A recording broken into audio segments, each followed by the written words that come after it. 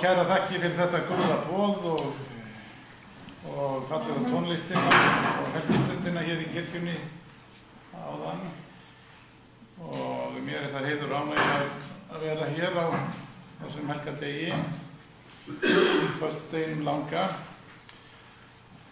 Og þar sem ég nú fengist upp á síðkastið einhverjum við Davíð sálma og þeir löngum mér kærir, þá datt mér í hug þegar nafni minn og skólabróðir Gunnlaugur Garðarsson spurði mig hvort ég væri fús til að koma hingað og spjalla mig hvað efnið eigin vali, hvort þetta geti ekki verið eitthvað sem passaði.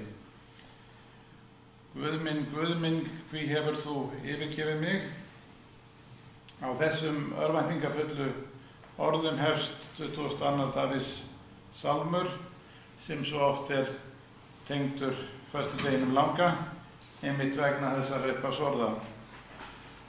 Af 150 sálmum Psaltarans, öðru nafni Davíðssálma, þriðjungur flokkaður sem harmsálmar, stundum kallaðir angurljóð. Sálmur 22 tvímælalaust þekktastur harmsálmanna og þá einkum vegna upphafsorðanna áður nefndu, Guð minn, hví hefur þú yfirgefið mig?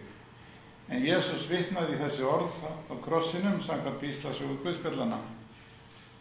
Þetta sálmur má segja fyrir fólk sem þjáist og upplifir sig yfirgefið af Guði og því hefur þessi sálmur stundum verið kallaður sálmur fyrir Golgata. Nú, ég setti nú þessa glæru hér dálítið vegna þess að það verið að flytja þennan söngleik hér í hópi í kvöld. Þetta tónlist sem ég hef nú oft spilað páska, eiginlega frá því að hún kom fram og í mínum huga talsvert tengd páskum þar leiðandi. Og það hefur verið gerð kvikmynd eins og við vitum, ein af ótal Jesú kvikmyndum. Myndin raunverulega söngleik þar sem ég að leika Jesú og nokkra lykilpersónur Guðspjallanna út frá píslarsögunni. Þannig það má segja myndin sé kvikmynd leikrit en efniviðurinn sóttur í einhverja áhrifamestu bókmenntir allra tíma, þar að segja píslarsögu Guðspjallanna. Nú hér við upphafsorð sálmsins. Guð minn, hví hefur þú yfirgefið mig? Ég hrópa en hjálp mín fjarlæg. Guð minn, hrópa ég daga en þú svarar ekki og nætur en ég finn enga fró. Samt þú hinn heilagi sem ríkir yfir lofsöngum Ísraels. Þannig þessi upphafsorð sálmsins þau skapa strax tengsl við píslarsögu Guðspjallanna. Það skynjum við öll sem að til þeirra sögu þekkjum og þau hafa að geyma orð sem meðal þeirra orða sem að Jesús hafði yfir á krossinum samkvæmt hefð Guðspjallanna. Eitt af 7 orðum Krists á krossinum sem oft nefnd svo, má nefna þau hér: Faðir, fyrirgef þeim því að þeir viti ekki hvað þeir gera. Annað, kona, nú hann sonur þinn, nú hún móðir þín. Þriðja, sannlega segi ég þér, í dag skaltu vera með mér í paradís. Fjórða, Guð minn, hví hefur þú yfirgefið mig? Fimmta, mig þyrstir. Sjötta, það fullkomnað. Sjöunda, Faðir, í þínar hendur fel ég anda minn.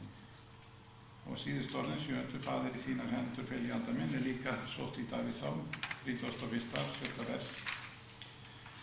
Nú engin Íslendingur hefur ort eins mikið út af Biblíunni og séra Valdimar Briem sem var prestur á Stóranúpi og vígslubiskup í Skálholti. Hann var fyrir margvíslegri sorg í lífi sínu, orti út af bæði Gamla og Nýja testamentinu, mikinn fjölda sálma, út af öllum 150 sálmum Psaltarans. Svo hættir hann yrkja í nokkur ár. Þá hafði hann orðið fyrir svo mikilli persónulegri sorg, mist bæði son sinn og eiginkonu, að hann sagðist ekki geta ort, en það var dæmigert að þegar hann byrjaði aftur, þá skildi hann yrkja út frá Jóbs bók, sem oft kölluð bókin þjáningu hins réttláta manns. Nú eins og sést að þeim í lærum mínum sem að þegar eru framkomna, eða ég hef sýnt þegar, þá ákveði ég að hafa þetta spjall mitt svona, já, dálítið tengt listum sem orðið hafa til út af þessum sálmi, bæði myndlist og annars konar list eins og ljóðlist. Og þarna Valdimar, hann að fylgja sálminum en hann jafnframt tvímælalaust að tjá reynslu sína. Strax í bernsku, hann var ekki nema 9 ára þegar hann missti báða foreldra sína með 1 árs millibili og var þá eins og tíðkaðist fluttur í annan landshluta, systkinahópurinn splundraðist, en hann var mjög heppinn með sína foreldra 9. Nú hér höfum við tengst samsins við Gíslasona, það einkum í gegnum þessi orð. Eins og ég sagði, hugtakið Golgata, þó ég leyfði mér að kalla fyrirlesturinn Golgata og Gíslasagan, þá kemur hugtakið Golgata, það sjálfsögðu ekki fyrir í 22. sálmi, en mér fannst það nú réttlætanlegt samt, vegna þess að sálmurinn oft verið kallaður sálmur fyrir Golgata og þetta eru einhverjum þau orð þar sem að Gíslasagan sækir til sámsins.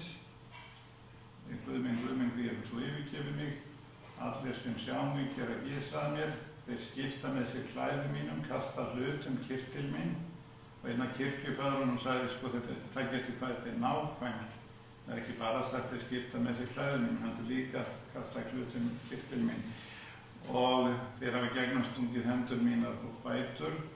Þar að vísu var umdeilt hvort þetta væri rétt þýðing. Hebreski textin virðist bara þýða hendur mínar og fætur eins og ljón, eins og ljón sem gefur eiginlega merkingu, en Septuaginta, gríska þýðingin forna, hafði þessa þýðingu. Og svo gerðist það þegar merkasti handritafundur 20. aldar bara á árunum 1947 við Dauðahafið, að þá finnst það ævafont hebreskt handrit, 1000 árum eldri en það sem við höfðum áður. Og þá hefur það þennan texta, styður Septuagintu, og það auðvitað stórkostlega merkilegt. Og þannig eru nú eitt og annað sem biblíufræðin eru að draga nýtt fram í dagsljósið með hjálp fornleifafræðinnar. Nú þarna sagði í sálminni minn heilagi sem ríkir yfir lofsöngum Ísraels, dálítið sérkennilegt orðalag. En heilagleikinn eitt af meginstefjum Gamla testamentisins og trúarbragðanna kristni og gyðingdóms og fleiri trúarbragðarraunar. Heilagleikinn að hebreskum skilningi merkir annars vegar eitthvað sem hreint og hins vegar eitthvað sem aðgreint frá öðru, því sem vanheilagt. Og hér vil þessi mynd einfaldlega svo miklu uppáhaldi hjá mér. Nemendum mínu getur ekki staðfest að ég noti enga mynd eins oft og þessa.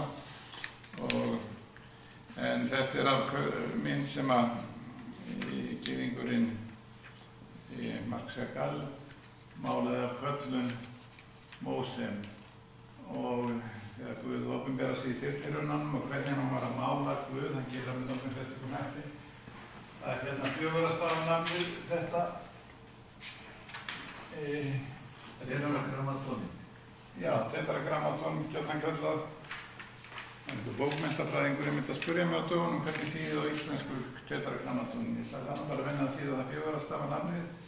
Þetta nafn svo heilagt, það þurfum að tala um heilagleikann að gyðingar þegar það kemur fyrir í textanum. Þá lesa þeir yfirleitt eitthvað annan nafn. Adonai sem þýðir einlega herra minn, eða Shamayim, himinin, eða bara Hashem sem þýðir nafnið. Og satt að henni fornu ritarar þegar voru að afrita handritin hebresku.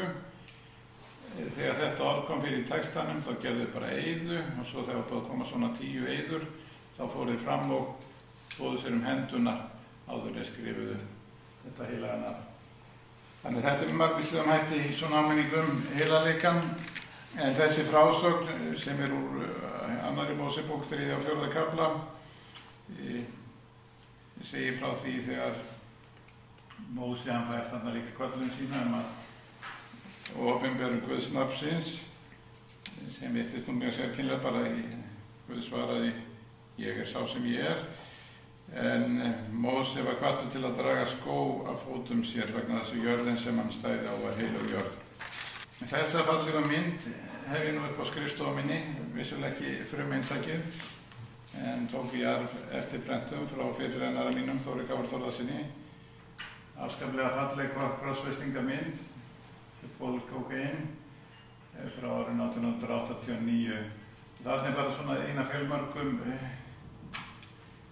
dæmum þess að við erum alltaf þegar við erum að fást við hinn biblíulega boðskap í boðunni, hvort sem það hér inn í kirkjunni eða annar staðar, þá erum við meira og minna að heimfæra hann til okkar aðstæðna og það gera listamenn líka. Þannig það ljóst að listamaðurinn hann ekki reyna að endurskapa aðstæður í landinu helga, heldur konur klæddar eins og tíðkaðist á þessum stað sem sé í norðurhluta Frakklands í lok 19. aldar. Hér höfum við annað dæmi þess, þetta aftur Marc Chagall, sá mikilhæfi gyðingur sem var hvítrússi uppruna. Hann málaði sem sé gyðingur mjög mikið af krossfestingamyndum og málaði líka að gera mikið glugga fyrir kirkjur og slíkt, þáttur að vera gyðingatrúar. En hann lagði alltaf áherslu á Jesús sem hann auðvitað var að uppruna, gyðingur. Og hér til árétta það gyðinglegt bænasjálfum blendar hans og svo þegar rýnt í myndina þá má sjá margvíslegar ofsóknir. Þetta frá tímum síðari heimsstyrjaldarinnar sem hann kynntist sannarlega eigin raun. Hann bara starfaði í Berlín, var að flýja þaðan, flúði til Parísar, taldi sig að greiðasta þar, en það var ekki lengi. Nasistani komið þangað líka, en hann slapp til New York og var þar og kom svo aftur og starfaði lengst af í París. Fáir málaði jafn mikið og fallega af verkum út frá Gamla testamentinu.